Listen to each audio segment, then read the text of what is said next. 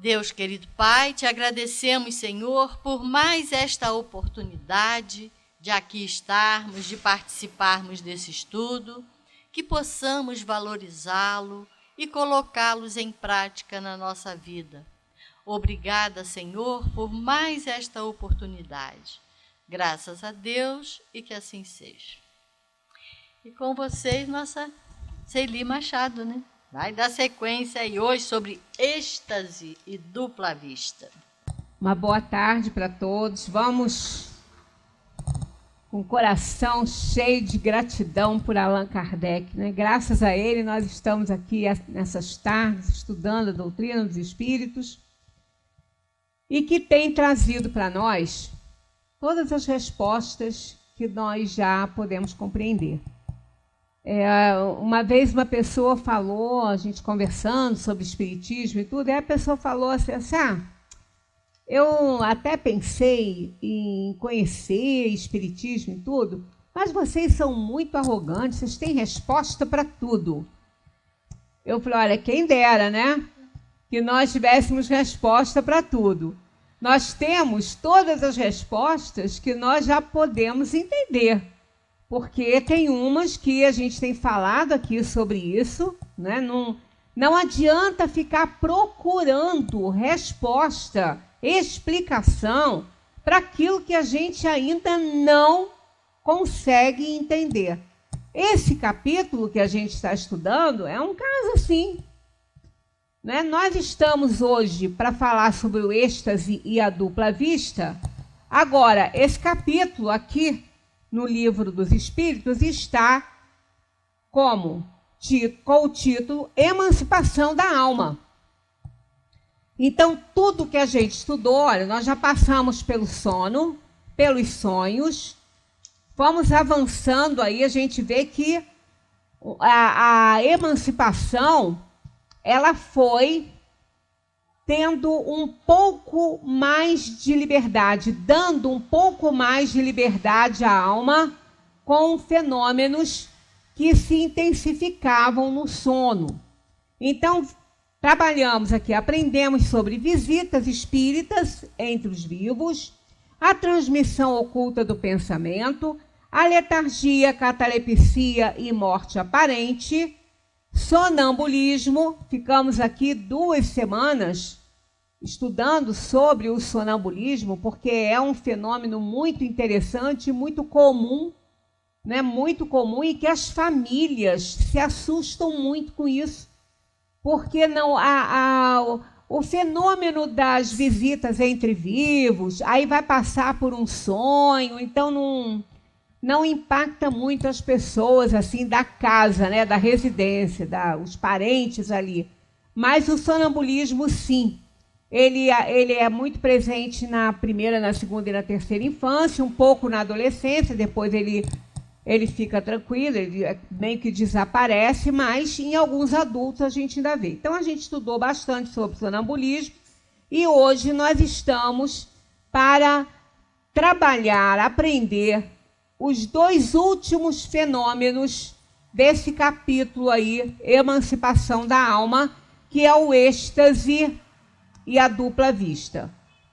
Então, quando Kardec é questionado pelos espíritos sobre isso, olha só, eles falam se o êxtase não é um tipo de sonambulismo, né? Então, olha o que os espíritos respondem, ó. O êxtase é um sonambulismo mais apurado. A alma do estático é ainda mais independente.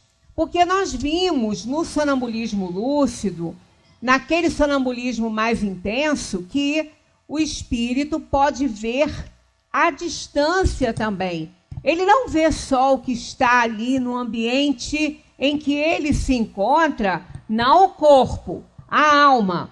Porque é a alma que está vendo, não é o corpo. Então, por isso que o sonâmbulo, a gente pode observar que ele pode muito bem sentir muito frio, num momento, né, num estado de emancipação, numa situação em que o corpo ali esteja num local que está fazendo um calor muito grande. E ele pode dizer num estado, num fenômeno, não é, sonambúlico, que ele está sentindo muito frio. É porque ele não está ali, né? A alma se transporta e ele então percebe o local no qual ele se projeta. Então não é muitas vezes o local em que ele se encontra, como também pode ser, né? Quando eles são utilizados para diagnósticos de doenças e tudo, ele fica naquele ambiente ali da reunião e a sua visão vai além do corpo, né, por dentro do corpo daqueles que estão em tratamento, o que não precisa deles estarem no ambiente, eles podem estar fora do ambiente porque o sonâmbulo vê também. Então a gente estudou esse fenômeno tão interessante e que pode ser assim de muita utilidade, né, até mesmo na questão evolutiva da alma que se emancipa ali, né, que passa por esses fenômenos sonambúlicos, porque é a aplicação que ela dá a esse fenômeno que ela carrega, que ela é passível de obter, que é a utilidade e a pureza, né, daquele momento ali que vai ajudá-la a evoluir e fazer muito bem aquilo que ela veio para fazer dentro desse fenômeno. Então, hoje a gente está caminhando aqui para o êxtase e a dupla vista. Esses dois são os que têm mais liberdade. A alma se emancipa com muito mais liberdade. Tanto que os espíritos falaram para Kardec, olha, o êxtase é um sonambulismo mais apurado. A alma do estático é ainda mais independente. Então ele se desprende e tem lucidez porque é o mais apurado, ele conta o que vê.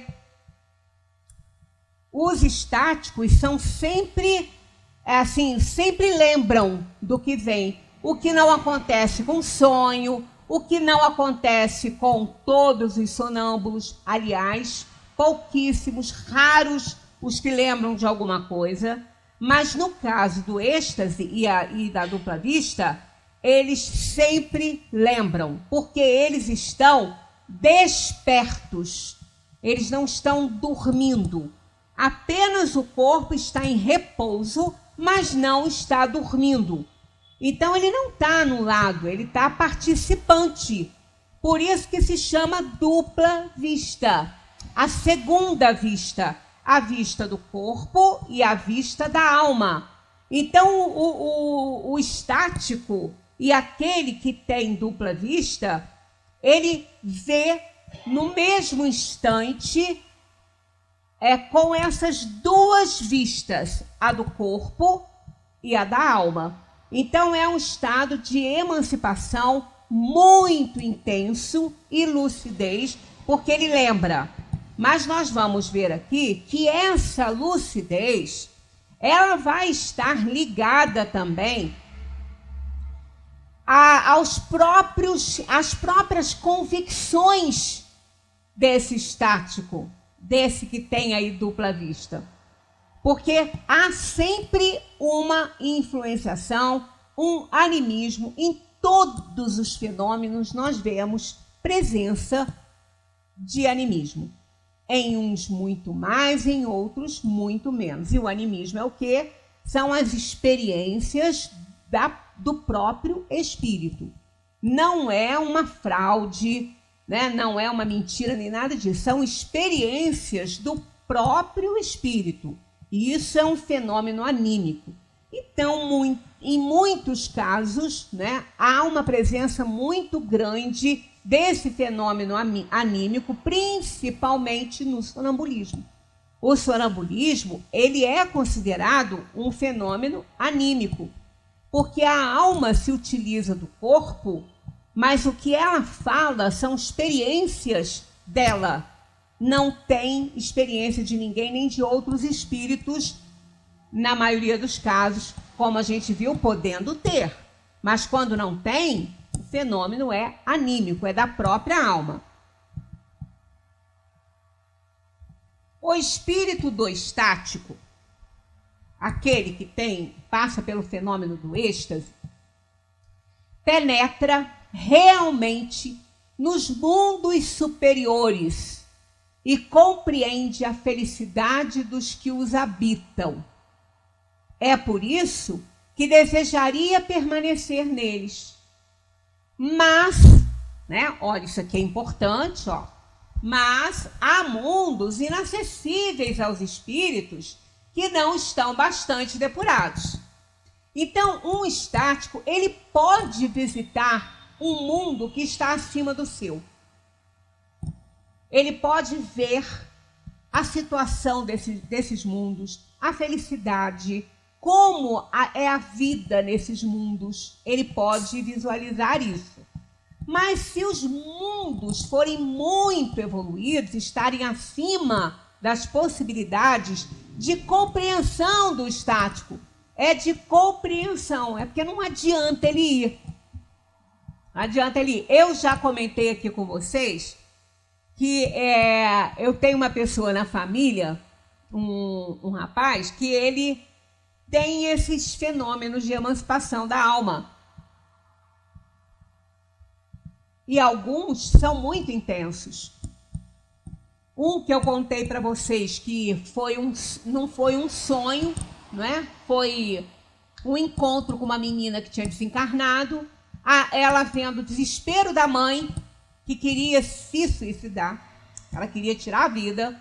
Então ela procurou por ele, num estado de emancipação dele, que ele falou que ele estava acordado, mas que deu assim um leve cochilo e ele viu essa menina no quarto dele. Quando ele estava, ele deitou para dormir, mas ele não tinha dormido ainda. Então ela conversou com ele mentalmente, evidentemente, que os espíritos não têm boca para ficar falando, né? E nem ele precisa do ouvido para ouvir o que o espírito fala, porque já é uma questão de alma, né? Da percepção pela alma. Ele estava emancipado. Então ele pediu a ela umas coisas e ele fez. E ele acabou depois, por insistência dela em outras vezes e outros encontros, a fazer. Que ele ficou com medo da mãe da menina pensar que ele era doido. Porque realmente, né? Você chega para uma mãe desesperada que quer se matar porque a filha morreu com câncer. Ela não está suportando a dor. Aí ele chega e fala para ela que ele tem um recado da filha para ela. Ela vai falar, esse menino é doido, não está me respeitando, né? Não está respeitando a minha dor. Então ele ficou com muito receio. Mas mesmo assim ela insistiu e ele acabou por atender. E foi muito bem recebido por ela, porque naturalmente a menina sabia que ela iria recebê-lo bem. Porque senão ela também não tinha nem pedido isso, né? Mas eu não vou contar a história toda para a gente poder terminar o nosso assunto hoje. Mas só para arrematar, quando tudo aconteceu, né? Quando ele fez o que ela pediu, ela aparece novamente para ele. E então, no estado de emancipação, ele sai com ela, né? O corpo fica lá e ele não estava dormindo também. Ele não chegou a dormir, mas o corpo ficou ali estático, parado, né? Ele sai com ela leva ele. Ela não se comunicou com ele naquele dia, ela não passou nenhuma mensagem para ele, ela só foi lá para levá-lo e para que ele conhecesse alguma coisa. Então ela o levou para o lugar que parecia, segundo ele, ser onde ela vivia, onde ela estava. E ele falou para mim, ele falou assim, olha, não posso descrever porque não encontro elementos para descrever. Mas o que eu vi é algo, ele falou, eu não lembro agora, porque eu não consigo descrever, aquilo ficou, quando eu voltei para o corpo, se apagou. Mas eu tenho a sensação da beleza que vi, da transcendência que vi, mas eu não tenho mais essas imagens no meu arquivo, porque eu não tenho meios de comparar. Então eu não tenho mais essas imagens. Mas eu sei que vi algo que quando eu estava visualizando aquilo, eu não conseguia entender o que era aquilo, de tão belo, de tão celestial, não consegui perceber, mas eu vi, e ela fez questão de demonstrar onde ela estava. Então, é esse caso aqui. Não adianta, não é que o estático não possa, ele poder visitar, ele poderia, ele não pode viver num mundo que está acima das suas possibilidades, do seu nível evolutivo. Mas visualizar ele poderia. Mas não adianta. Ele não vai ganhar, ele não vai conseguir nenhum efeito com isso. Ele só pode ir até o mundo, mesmo superior a ele, que ele consiga ter elementos de comparação com esse que ele vive. Senão, ele não adianta nada. Então, ele conta as coisas que vê na dimensão espiritual, como é a vida da dimensão espiritual, a vida que ele vê. Mas tudo o que ele vê é aquilo que ele pode ter elementos para comparar, senão não adianta, né? É como um deficiente visual, já contei aqui para vocês, eu fazia um trabalhinho com alguns deficientes visuais e tinha um que era de nascença, ele já nasceu assim, e ele um dia chegou lá e falou que sonhou comigo. Aí eu falei, mas como você sonhou comigo? Você não sabe como é que eu sou. Ele falou, eu não sei como é que ninguém é, porque eu nunca vi. É o corpo humano, eu nunca vi, eu nasci cego. Mas quando eu durmo, eu vejo tudo. Eu só não posso comparar.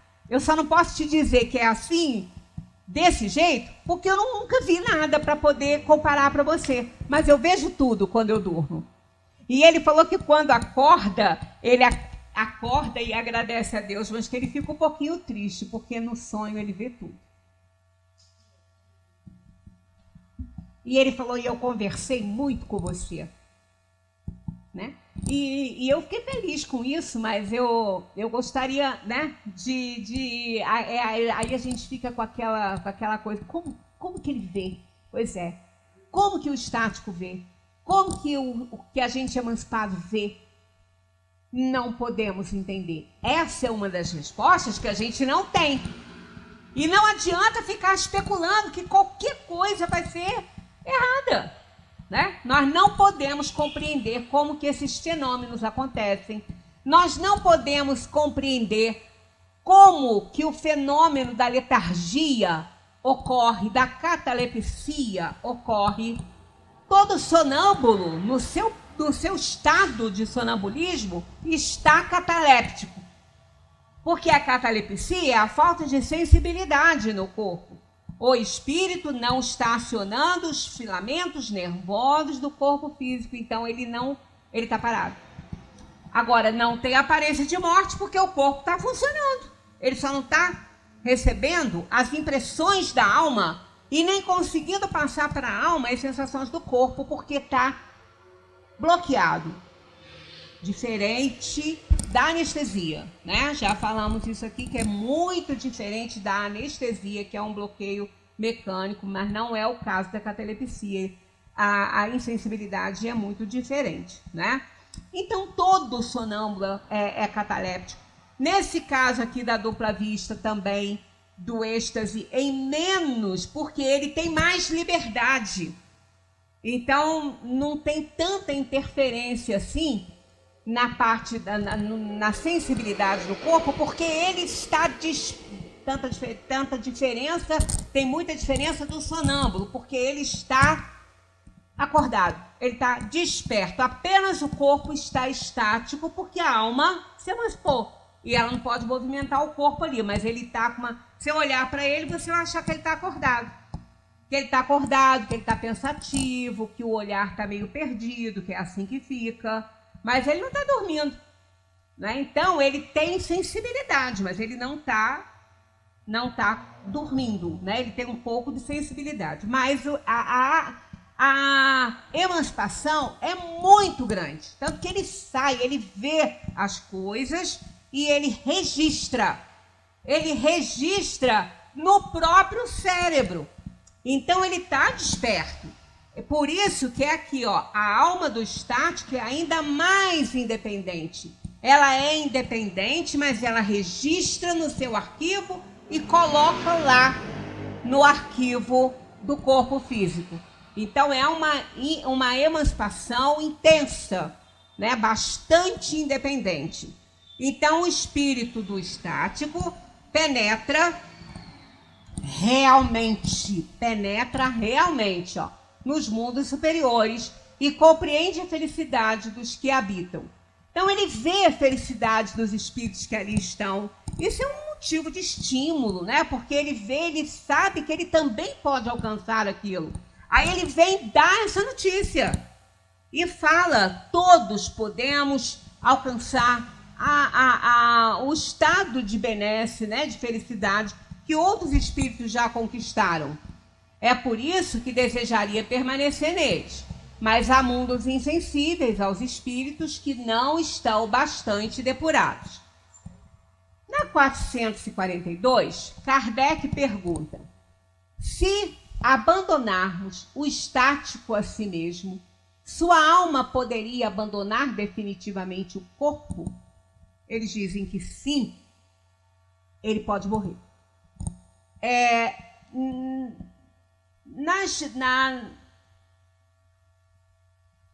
Nesses exercícios que muitas pessoas fazem de viagem astral, de emancipação do corpo, não é dentro da doutrina isso, é esoterismo, né?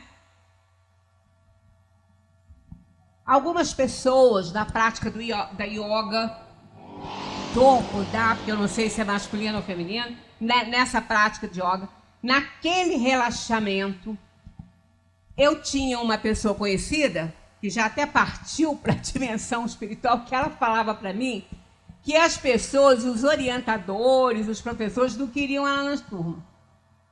Porque ela falou: eu não quero voltar, eu dou um mau trabalho, eu não quero, não volto. E eles ficam chamando, e o desespero toma conta do pessoal que parece que eu estou morta. Então ela falou: eu sinto muito, mas eu não consigo mais fazer. Que uma vez eu falei: e aí, você está fazendo yoga ainda? Ela falou: não posso, ninguém me aceita.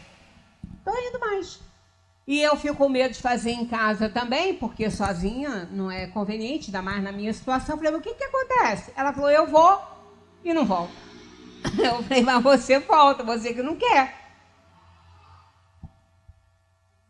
Ela falou: eu dou muito trabalho. Então, olha só, pode morrer. Já imaginaram que situação horrorosa num grupo de yoga? A pessoa morrer ali porque não voltou? Isso vai dar um monte de obra danada, vai dar processo, é uma coisa horrível. Mas isso pode acontecer. Então, vamos acompanhando, olha só. Sim, ele pode morrer. E por isso é necessário chamá-la por meio de tudo o que pode prendê-lo a este mundo.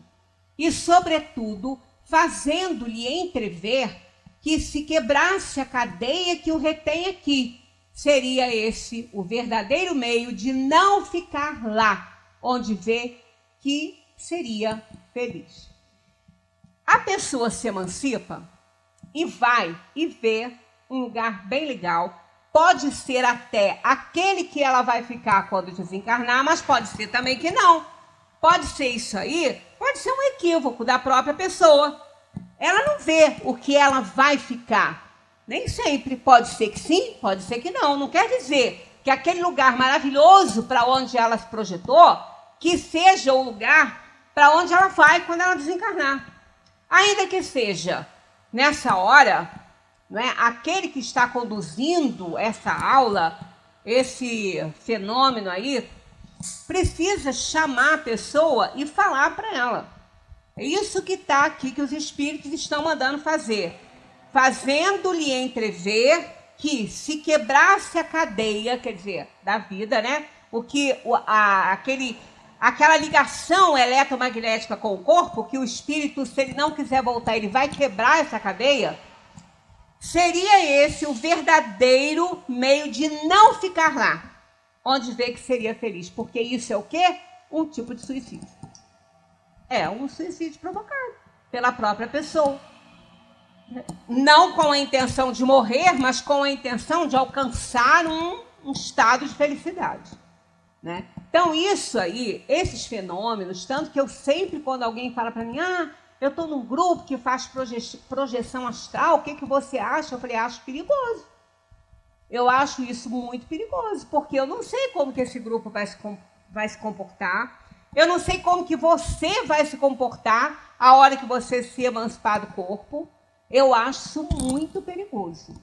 Esse estado, quando ele é natural, quando o estático já traz isso, quando ele não é provocado, que ele pode ser alcançado por exercícios, né?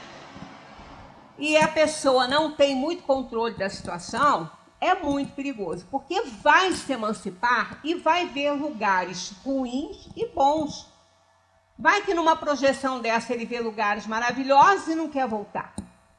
Então é muito arriscado e com certeza, se isso ocorrer, o espírito não vai ficar ali onde ele achou que ele ia ficar, o que o fez até quebrar a cadeia da relação com o corpo, né? Porque isso é um suicídio, é um tipo de suicídio, embora não seja essa a intenção, mas quebrou a cadeia, então provocou. Então isso aí é muito perigoso, as pessoas devem ter muito cuidado ao se exercitarem, ao fazerem assim exercícios para desenvolver essa emancipação da alma e essas projeções astrais, né? Porque isso aí realmente pode ocorrer. Há coisas que o estático pretende ver e que são evidentemente o produto de uma imaginação excitada pelas crenças e preconceitos terrenos. Tudo o que ele vê não é, então, real? Por que essa pergunta que Kardec fez? Porque muitas pessoas que têm essa facilidade para se emancipar têm suas crenças, têm suas ideias e força uma situação para se projetar, para visualizar aquilo que ela acredita. Então, digamos, uma pessoa que acredita em céu e em inferno, se ela se emancipa do corpo num desses fenômenos estáticos, ela vai com lucidez, ela vai percebendo o que ela está vendo, mas ela pode criar ideias daquilo que ela acredita e achar que está realmente visualizando aquilo que ela desejava visualizar. Nós temos aqui, depois vocês podem pegar o livro Céu e o Inferno, alguns relatos de pessoas estáticas que se emanciparam e foram para a dimensão espiritual e visualizaram situações. Olha só. Embora não saibam em que lugar do espaço está situado o inferno, há santos que o viram. Não foram até lá com a lira nas mãos como Orfeu, ou de espadas em punho como Ulisses, mas transportados em espírito. Então não foram como nos contos, como na Ilíada, que a gente lê isso aí, o inferno de Dante, né? Mas transportaram-se em espírito, estáticos, foram visualizar o inferno. Santa Teresa pertence a esse número. Santa Teresa de Dávila, ela era desse lugar, Dávila. Tem-se a impressão, pelo relato da santa, que há cidades no inferno. Ela viu ali pelo menos uma espécie de rua comprida e estreita, como tantas que existem nas velhas cidades. Entrou na rua, andando com horror sobre o terreno pantanoso e fétido, cheio de répteis monstruosos, mas teve a sua marcha sustada por um muro que fechava a saída. E aí continua o relato dela. Quem tiver o céu e o inferno, aliás, quem não tem, gente, deve ter, porque essa obra é maravilhosa, né? Essa obra, lá no final, ela faz o relato exato da situação do espírito além da morte, após a morte, sem romantismo, sem nada. A situação real da alma de um criminoso, de um espírito feliz, de um espírito mediano, né? Então ela tem os relatos que São Luís ajuda nessa compreensão, é feita a evocação por Kardec, né? E ele aproveitou muita coisa da Revista Espírita, quando também ele não tem no Livro dos Espíritos, mas ele trouxe muita coisa dos relatos que estão na Revista Espírita para o estudo na Sociedade de Paris. Depois vocês veem aqui que tem outros de outros espíritos também. Quer dizer... Quais são as páginas? Ah, sim, perdão, não tem, né? Então, hein? Aqui, ó, outro quadro do inferno. Eu vou dar o capítulo aqui, é o inferno, ó. Falando sobre o inferno. Aí vocês vão andando, que vocês vão ver aqui todo, ó, o inferno cristão, imita o pagão, o inferno, capítulo 4. E esse caso de Santa Teresa, nessa obra aqui, está na página 54 e 55, né? Mas dependendo da edição, a página muda, né? Mas está aqui, depois vocês deem uma olhadinha. Então é óbvio que a gente sabe que não existe na dimensão espiritual lugares físicos, né? Só o que se vê, o que se cria mentalmente. Então, a Santa Teresa, ela achava que o inferno era assim. E quando ela se projetou para a dimensão espiritual, ela também criou ideias e cenários que ela acreditava serem verdadeiros. Por isso que o estático não se pode levar em conta tudo o que ele diz que ele está vendo. Embora ele tenha muita liberdade, e ele é a emancipação da alma com maior liberdade, ela e a dupla vista, mas não dá para confiar, porque muitas das coisas que vê são mescladas com as suas crenças, e isso os espíritos alertam, né? Então, olha só, tudo que ele vê não é então real, o que ele vê é real, ó, para ele. Tá vendo? O que ele vê é real para ele. Mas como o seu espírito está sempre sob a influência das ideias terrenas, ele pode ver a sua maneira, ou melhor dito, exprimir-se numa linguagem de acordo com os seus preconceitos e com as ideias em que foi criado, ou com as vossas, a fim de melhor se fazer compreender. É sobretudo nesse sentido que ele pode errar. Quando ele quer descrever o que viu com o que ele conhece aqui no mundo, ele pode errar e muito. É como eu falei com vocês a respeito da visão que esse meu primo teve. Ele não conseguia, ele nem lembra, ele não ficou nem na mente dele o que ele viu, porque era completamente além do que a gente conhece. Então ele apagou para ele, porque não ia adiantar ele ficar com aquilo na cabeça, ele não tinha elementos para comparar, né? Então, o estático, ele tem essa liberdade, mas não é confiável o seu relato. Nós temos, na história do espiritismo, muito antes de Kardec, Swedenborg, que foi um dos mais famosos estáticos. Tivemos Jackson Dave também, que foi muito, muito conhecido. Ele relatava muitas coisas que ele via. Mas o Swedenborg, que é o mais conhecido, ele está muito bem descrito no livro de Conan Doyle, A História do Espiritismo.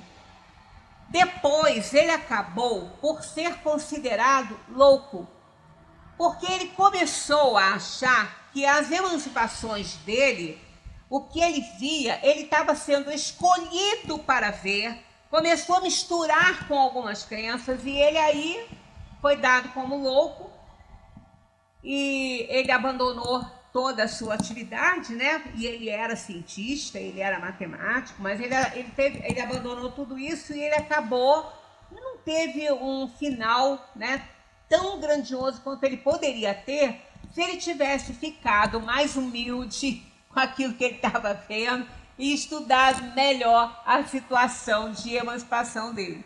Mas ele acabou, por orgulho ou vaidade, não sei, tomando para si como se ele fosse o único a fazer interpretações seguras das imagens que via. Então, ele não acabou assim muito bem. Então, são situações que são difíceis, né, para o estático. Ele tem que ter um equilíbrio muito grande. Qual o grau de confiança, então, né, que se pode depositar nas revelações dos estáticos? E eles dizem, o estático pode enganar-se muito frequentemente. Olha só que Kardec usou 2 advérbios. Um não foi bastante. Ele poderia apenas ter dito assim, o estático pode enganar-se muito. Ou então, o estático pode enganar-se frequentemente. Mas ele juntou os dois, ele quis enfatizar isso. Né? Então, olha só, o estático pode enganar-se muito frequentemente. Os espíritos ditaram e Kardec codificou direitinho, porque Kardec era fiel nisso, né? Sobretudo, quando ele quer penetrar aquilo que deve permanecer um mistério para o homem. Porque então se abandona às suas próprias ideias ou se torna joguete de espíritos enganadores que se aproveitam do seu entusiasmo para o fascinar. Foi o que aconteceu com o Swedenborg. Ele acabou ficando joguete aí de espíritos que reforçaram, exacerbaram aquele conhecimento que ele dizia ter. Ele tinha o fenômeno, mas o conhecimento das coisas eram mesclados com aquilo que ele acreditava ser verdade. Então esse é o problema do estático. Apesar de ser o fenômeno, né, com mais liberdade da alma e que o corpo está desperto e registra o que viu, ele tem esse problema de poder mesclar-se com as próprias ideias. Então, são fenômenos que se entrelaçam aí, anímicos e visuais. Anímicos é aquilo que ele já viveu e que ele acredita ser verdade, e aquilo ali que ele está vendo. Então, ele faz uma mistura disso aí, e aí não é confiável a sua visão. Que consequências se podem tirar dos fenômenos do sonambulismo e do êxtase? Não seriam uma espécie de iniciação à vida futura? Quer dizer, para que isso, né? Que consequências se pode tirar? Que lição se pode tirar daí, né? Não seria uma espécie de iniciação à vida futura? E eles respondem, ou melhor dito, é a vida passada e a vida futura que o homem entrevê. Pausa. Mas vida futura? A gente não tem ouvido, não tem aprendido aí que não podemos saber nada da vida futura? Da nossa. Não da vida futura que está para a disposição de todos nós, dependendo do esforço que cada um faça para se melhorar. Quando um estático, emancipado, percebe, visualiza a vida num mundo superior, que ele já pode alcançar essa visão, ele não está vendo a dele ali, que a dele vai depender do esforço que ele fizer para conquistar aquela vida lá. Então, quando para frente, a vida futura, a gente não pode saber. Realmente, você não pode saber a sua vida futura. Que a sua vida futura vai depender do presente, dessa que você está vivendo agora. Mas a vida futura que você pode ter, ela existe com outros espíritos que já conquistaram um nível maior de evolução. É isso que eles estão falando aqui, ó. É nesse sentido aqui, ó. É a vida passada e a vida futura que o homem entrevê. Não é a vida futura dele, é a vida futura que ele pode ter se ele for obediente à lei divina. Se ele for obediente à lei divina, ele vai conquistar níveis evolutivos melhores. Aí ele pode habitar um mundo melhor. Então, ele vendo a felicidade daquele mundo melhor, ele pode se esforçar para conseguir alcançar aquilo ali, mas só por esforço próprio, porque isso não é presente de Deus, né? que ele estude esses fenômenos e neles encontrará a solução de muitos mistérios que a sua razão procura inutilmente penetrar. Então, é a vida passada e a vida futura que o homem entrevê. Quer dizer, ele vê a vida passada dele. Ele vai a um mundo mais inferior, ele vê o que ele já fez, como ele é, né? Porque ele se identifica com outros pares. Aí ele vê a vida futura, o que ele pode ter? Aí então ele vai fazer o balanço. Eu preciso me esforçar para conquistar melhores níveis evolutivos para merecer esse mundo melhor. Né? É isso que está acontecendo agora aqui para a gente na Terra. Nós não precisamos ser estáticos para visualizar aquilo que a gente não deve fazer. Porque não precisa ser profeta para saber que a imoralidade que está reinando no mundo nesse momento de transição planetária, a imoralidade no comportamento, a falta da ética, né, dentro da lei divina, claro que isso aí é algo que dá para a gente visualizar o nosso futuro sem ser estático, sem visitar mundos superiores. O que é que vai acontecer com a gente se a gente entrar nessa? Se a gente fizer engrossar essas fileiras da imoralidade, da loucura, né, da falta de ética total dentro da lei divina, porque eu posso ter uma ética que não agradar a ninguém, mas é a divina, né, aquela que Jesus nos ensinou. Então a gente vê, não temos, se a gente entra nesse grupo aí da imoralidade que está reinando na Terra atualmente, como nós somos espíritos inferiores, isso pode acontecer com muita facilidade, a gente sabe que voltar para ela transformada num planeta melhor, a gente não volta. Porque isso é a realidade. Aquele que permanecer ímpio não voltará para cá. A terra prometida por Jesus é aquela que vai se apresentar, a própria terra que nós conhecemos, que vai se apresentar como casa de espíritos mais evoluídos, espíritos que já entenderam que precisam fazer o bem. Então é um esforço próprio. Aquele esforço que o estático tem que fazer para alcançar um mundo superior, que ele está vendo a felicidade lá, é esse mesmo que hoje nós temos que fazer para alcançar níveis evolutivos melhores, para alcançar uma moralidade, para que a gente possa voltar para essa terra ao desencarnarmos, quando tivermos que reencarnar, voltar para cá. Né? Isso é o que é o trabalho que cada um de nós tem que fazer. Então, que se estude esses fenômenos e neles encontrará a solução de muitos mistérios que a sua razão procura inutilmente penetrar. Então, ali a gente vê por quê, né? É um mistério alguém ter muito e a gente não ter nada? Não, não é. É só estudar e observar isso, que a gente vai entender por que isso acontece. É mérito. Portanto, quando se fala em eleitos de Deus,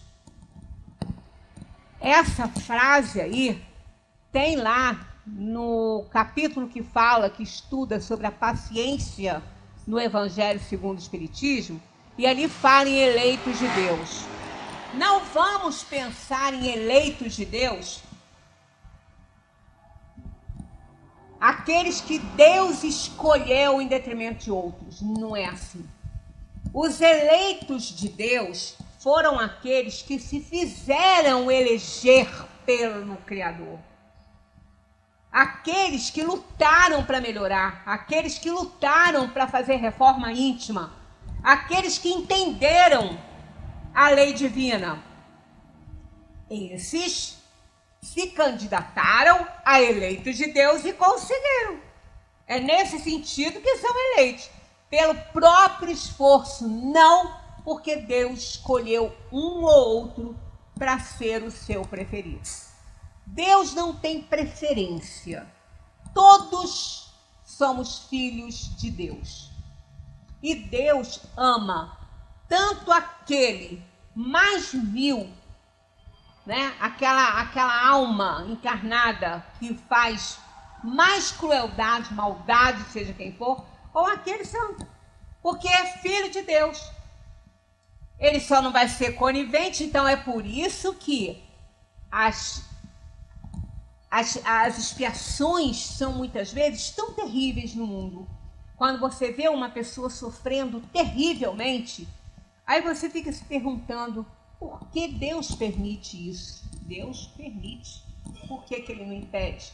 Porque aquilo ali é consequência da própria ação escolhida por aquela alma em alguma situação de vida. Quem planta vai colher. Não tem outra saída, né? Não tem outra saída. Você vai colher o que você plantou. E aí Deus abençoa com a oportunidade do resgate. Então, eleito, não é que Deus escolhe um grupo de preferência para ele. Não, de forma nenhuma. São aqueles que se fizeram eleitos por mérito, por esforço próprio de alcançar uma evolução, de trabalhar pela própria reforma íntima. Então é bom a gente entender essa questão aí. Dupla vista não é muito diferente, é mais ou menos, né, um grau a mais aí. O fenômeno designado pelo nome de dupla vista tem relação com o sonho e o sonambulismo? Tudo isso não é mais do que uma mesma coisa.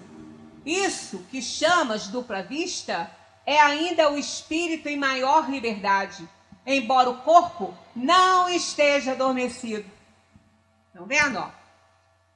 Embora o corpo não esteja adormecido, a dupla vista é a vista da alma. Por isso que se chama dupla, porque ele está com a vista do corpo e a da alma. O estático também não está dormindo, mas está parado. A diferença é essa. A dupla vista, nesse fenômeno, a emancipação é maior, porque a dupla vista, a pessoa está conversando com você. No estático, ela não está. O estático, ela se emancipa e o corpo não está sob a ação do espírito, do próprio espírito. Não está dormindo, mas também não está em movimento. Já na dupla vista, ela está na vida normal. Ela está no seu movimento normal. Só que, de repente, ela vai e vê algo muito distante de onde ela está. Conversando com a pessoa, quer dizer, por isso que se chama dupla vista, ela tem as duas. Ela tem a vista do corpo e a vista da alma. Então ela está conversando, de repente ela para, aí a pessoa, o que foi, fulano? Não, tive um pensamento aqui, uma visão aqui. Pois é, às vezes essa visão, do outro lado do planeta, ela conseguiu alcançar e ver. Ou então algo ali perto, né? Perto, ou algo com relação àquela pessoa que ela está conversando, né? Relacionado àquilo ali. Eu assisti outro dia uma live de uma pessoa, de uma que se diz muito sensitiva e tudo, e não me pareceu que ela fosse charlatã, não. Ela tem dupla vista, pelo que ela relatou. Então ela estava relatando que ela está às vezes conversando com a pessoa, aí de repente ela visualiza, pode ser aquela pessoa em qualquer outro lugar, mas às vezes quando é da própria pessoa que ela está conversando, ela visualiza alguém muito próximo que vai desencarnar. Ela visualiza a situação, aí ela diz que o coração dela fica muito apertadinho, que ela falou, não posso falar. Como é que eu posso fazer isso, né? Ela falou que ela não fala. Ela não fala porque é algo que ela não pode evitar. É algo que vai acontecer e tem que acontecer. Então ela fica quietinha. Mas ela falou que naquela hora o coração dela fica apertado. Então é a dupla vista. Ela está conversando com a pessoa, mas a visão da alma mostrou para ela que alguém desencarnaria. E às vezes em outro lugar. Às vezes ela visualiza um acidente de avião que vai acontecer. Né? Então, quando é algo que ela tem, ela diz que ela não fala que ela é espírita, não, mas parece que ela estuda alguma coisa a respeito, né? Ela falou que tem os guias, os mentores espirituais, que quando ela está em oração mostram muita coisa para ela, né? Então, ela falou que algumas visões é dada a ela falar para tentar evitar, que aquilo ali pode ser evitado. Está no programa daquela pessoa? Tá, mas ela pode tentar evitar. Porque muitas coisas, o nosso programa de viagem, ele é flexível. Se for necessário que a gente ainda fique aqui no mundo, a gente pode ficar, além do tempo que a gente programou para viver, né? Existem muitas situações que isso pode acontecer. Então, a dupla vista é isso. Normalmente, ela, através de alguma... desencadeia-se por um coma que tenha sido bastante prolongado. Tem até essa pergunta de Kardec. Depois dessa aqui, a dupla vista é permanente? Olha o que eles dizem. A faculdade, sim. O seu exercício, não. Quer dizer, não é o tempo todo que você fica vendo as coisas que estão acontecendo longe de você ou até na própria vida da pessoa. Então, a faculdade é permanente, mas o exercício não. Nos mundos menos materiais que o vosso, os espíritos se desprendem mais facilmente e se põem em comunicação apenas pelo pensamento, sem excluir, entretanto, a linguagem articulada. Também a dupla vista é, para a maioria, uma faculdade permanente. Seu estado normal pode ser comparado ao dos vossos sonâmbulos lúcidos. E essa é também a razão porque eles se manifestam a vós mais facilmente do que os encarnados de corpos mais grosseiros. Não se sabe como que esse estado, como que o corpo entra nesse estado, mas o que se sabe é aquilo que Kardec já explicou, que nos corpos dos médiuns há uma facilidade de liberação de fluido para entrar em contato com os fluidos dos desencarnados, para que haja o fenômeno da mediunidade. Agora, como que isso acontece, não sabemos. O porquê é até fácil de entender. O espírito fez essa opção por trabalhar na mediunidade. Então, o seu corpo vai ser gerado de forma menos refratária para que ele possa liberar tudo. Como isso acontece, os espíritos não conseguem nos explicar. Então, é mais uma resposta que a gente não pode ter, porque a gente não entenderia. A dupla vista se desenvolve espontaneamente ou pela vontade de quem a possui? Na maioria das vezes, ela é espontânea. Mas a vontade também, muitas vezes, desempenha um grande papel. Assim, podes tomar, por exemplo, certas pessoas chamadas leitoras da sorte, algumas das quais possuem essa faculdade. E verás que a vontade as ajuda a entrar no estado de dupla vista e nisso a que chamas visão. Então, nem sempre aquelas pessoas que leem a sorte são charlatãs. Às vezes, elas são dotadas de dupla vista, sim. A ação, né, esse trabalho que elas desempenham, faz com que esse exercício faça surgir mais facilmente essa liberação e que ela possa ver também à distância. Então, a gente vê que nem tudo é charlatanice, né? Existem pessoas que podem realmente ter. Ah, mas e aí? Pode cobrar? Isso não é um fenômeno espírita, não. Isso é um fenômeno físico do corpo. É orgânico. Não é um fenômeno espírita. A mediunidade que não pode ser cobrada em momento nenhum, porque ela é o intercâmbio entre os espíritos e os encarnados. E tudo que envolva a mediunidade é gratuito, não pode cobrar. Agora, outros fenômenos que são direcionados à parte orgânica, aí é diferente. É da própria pessoa aquilo ali. Dependendo do uso que ela vai fazer aquilo ali, então ela vai ter que responder depois pelas próprias intenções, né? Não somos nós que vamos julgar se pode ou não pode. A dupla vista é suscetível de se desenvolver pelo exercício? Sim. O trabalho sempre conduz ao progresso. E o véu que encobre as coisas se torna transparente.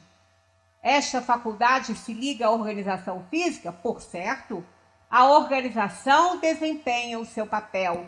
Há organizações que se mostram refratárias. Então, prendem fluidos e não podem ser liberados esses fluidos. É verdade que certas circunstâncias desenvolvem a dupla vista? Olha que interessante. A doença, a proximidade de um perigo, uma grande comoção podem desenvolvê-la. O corpo se encontra às vezes num estado particular que permite ao espírito ver o que não podeis ver com os olhos do corpo. Eu citei aquele filme, né, que eu falei que eu não encontrei mais, A Hora da Zona Morta. É o caso de um homem que ficou em coma durante muito tempo. Quando ele acordou,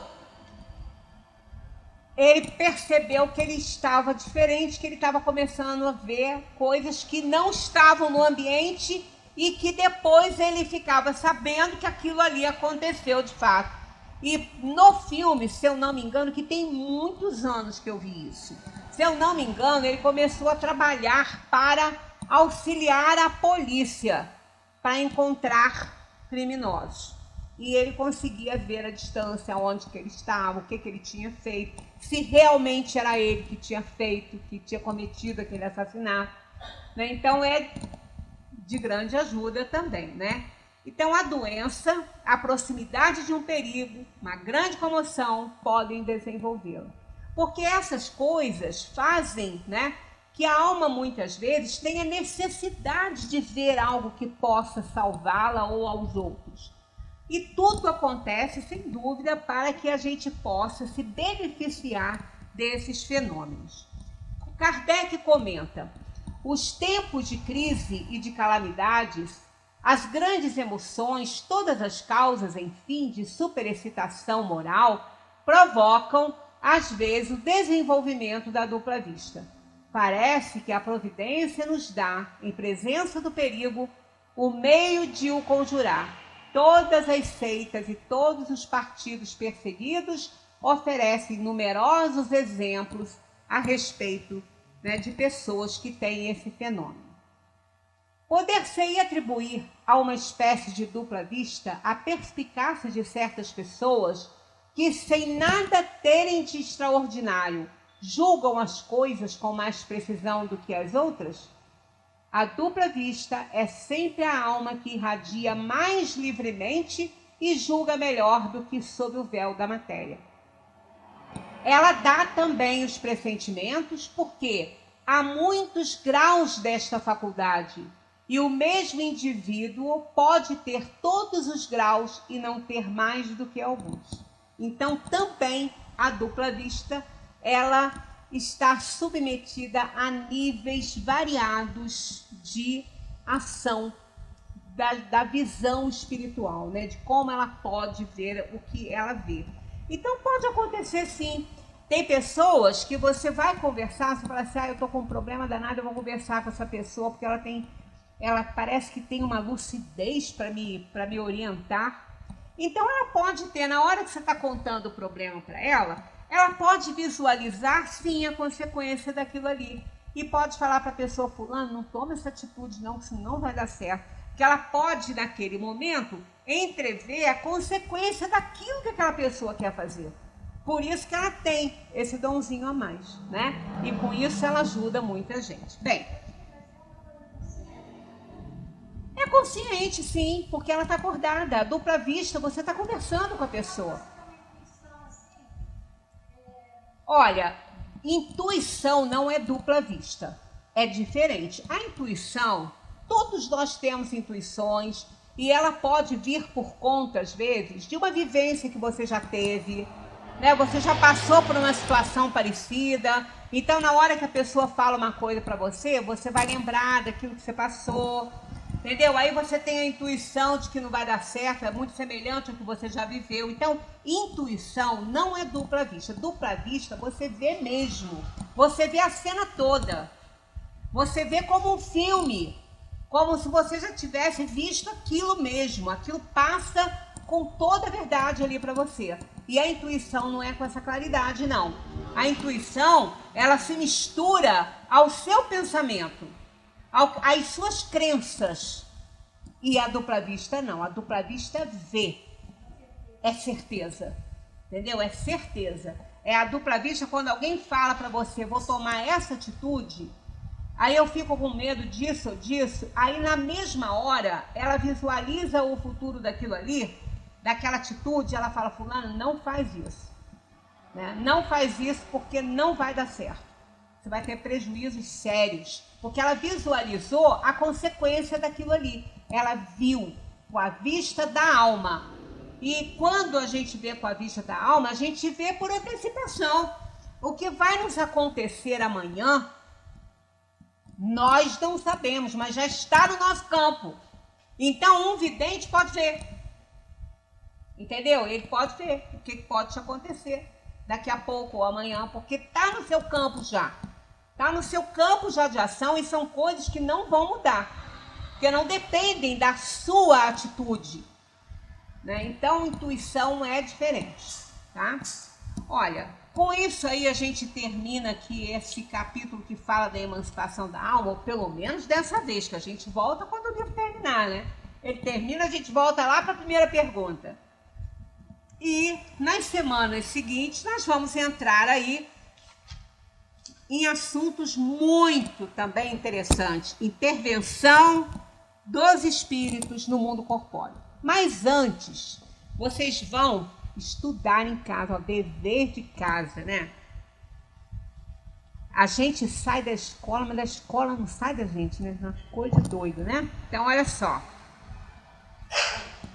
Kardec, depois que falou sobre dupla vista aqui, fez esse estudo, ele colocou aqui, resumo teórico do sonambulismo, do êxtase e da dupla vista.